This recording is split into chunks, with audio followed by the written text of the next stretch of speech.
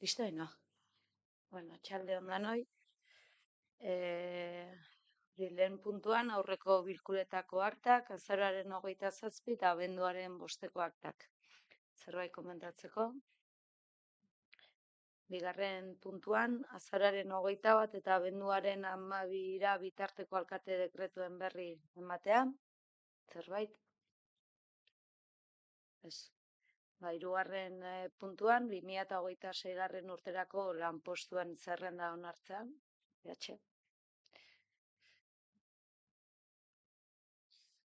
Bueno, azarako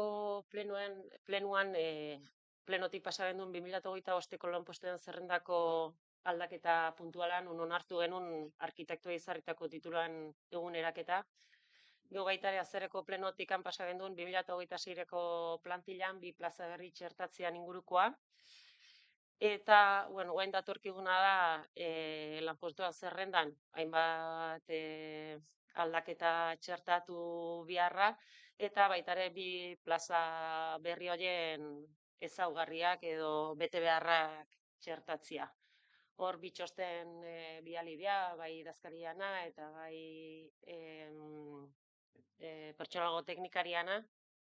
Ba, bueno, pixkat aipatzen ditu ezaugarrik.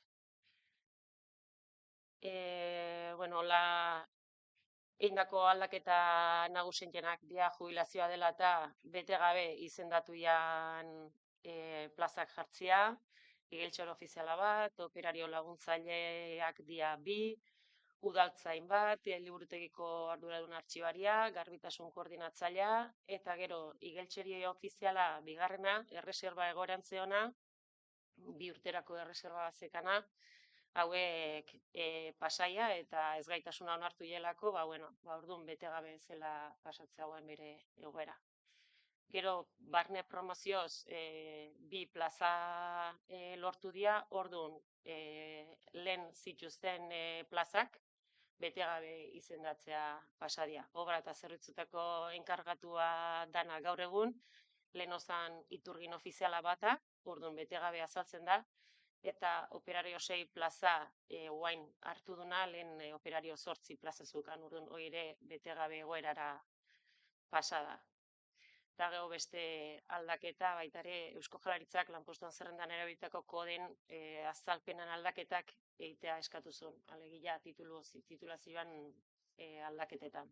Orduan, bueno, aldaketak, 2 aldaketa india 205 eta 502 diala gizarte lanien diplomatua eta emakumeen eta gizonen arteko berdintasun masterra eta zuzenbide politika zientzia edo soziologian lizentziatuanan aldaketak.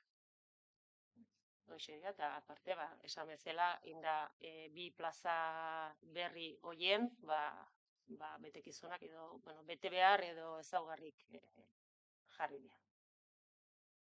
Hoxe. Ez dakit zerbait bat zuten? Ez. Vale. Ez badago galderarik edo, ez, esan dezu. Bozkatzea pasako gea, 2026ko urteko lanpostuen zerrenda onartzea, alde? 11 boto aldeko, beraz, hau batez onartzen da 2026 urterako lanpostuen zerrenda. Eta laugarren puntua ere, pertsonalgo gaiekin lotutakoa, 2025 eta 26ko soldata igoerak onartzea, Iratxe? Bueno, Espainiar sindikatu eta Gobernu Espainian arteko behien artean landutako enplegu publikoen soldata egoera errege dekretuz jaso da, eta honen arabera 2025 eta 26 urtetarako soldata egoerak ja finkatu dira. 25erako 2,5ko soldata egoera tope bat markatzen da, non 2025ko urtarrilan batetik aurrerako ondorioak izango dituna, eta 26erako 1,5ko egoera urtarrilan batetik aurrera. Eta 0,5ko gehigarri bat, aipatzen da 2026ko KPI-a 1,5 edo handiagoa balima da. Orduan, momentuz 1,5% aplikatzea eskatzen da.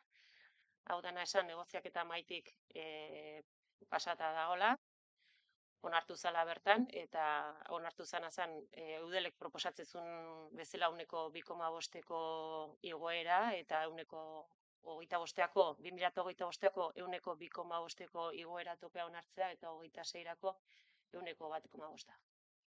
Hori da planteatzen dena hemen.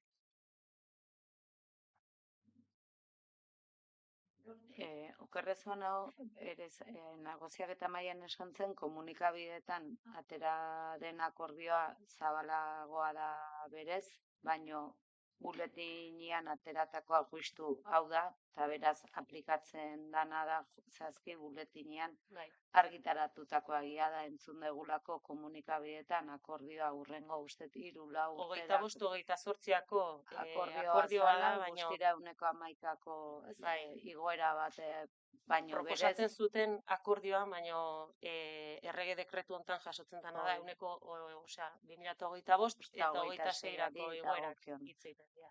Eta beraz, ekartzen dana hori da, nahiz eta komunikabideetan atera den edo antza adostu duten soldata igoera hurrengo urterako altuagoa den, baina hori ez da argitaratu. Orduan, ez bada ere argipen hori emateagatik gauza zer dan atera dana komunikabideetan, eta beste da bere zer onartu. Hau da baita ere, errege dekretuan bertan jartzen duna da baita ere, aurrekontuak prorrogatuta gaudela eta ikusten dela momentuz 26-erako ez dela ikusten ez dare onartukoanik, orduan momentuz finkatzeue 2 urte hauetako margena, baina bai luzagarri 28 baina ez da finkatzen 27 eta 28ko igoerak zeintzuk izango liaken, ez da jasotzen.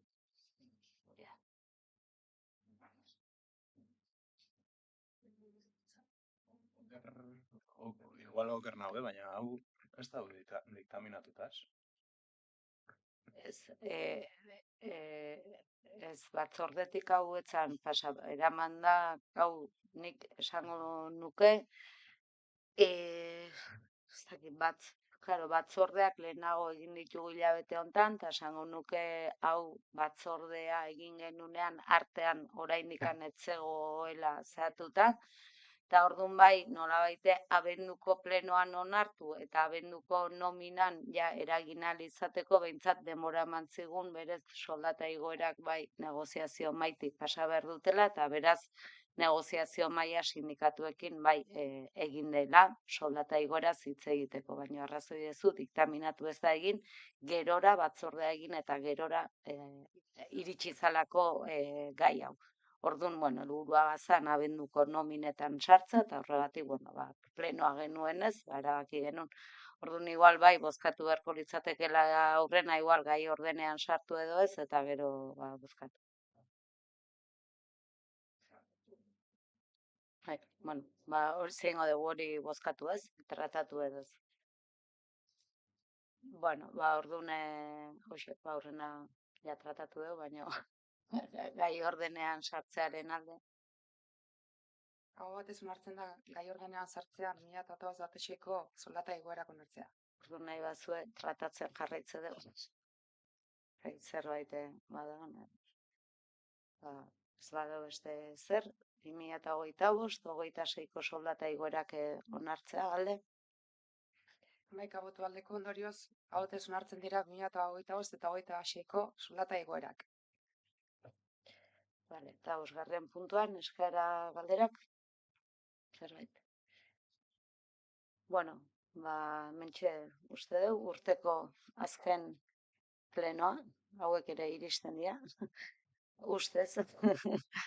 Orduan, ustete meiez bidali genizuela gonbidapena, bihar langile guztiekin urteroko 11-etakoa izango dugu, orduan, gonbidatuta zaudete danok 11-etakora, ordu batean potxonean, 11-etakoa ordu batean potxonean, eta ez baga ikusten, ondo pasa, deskantzatu, ondo esaten da bezala ondo bukatu urtea, eta alba da hobeto hasi.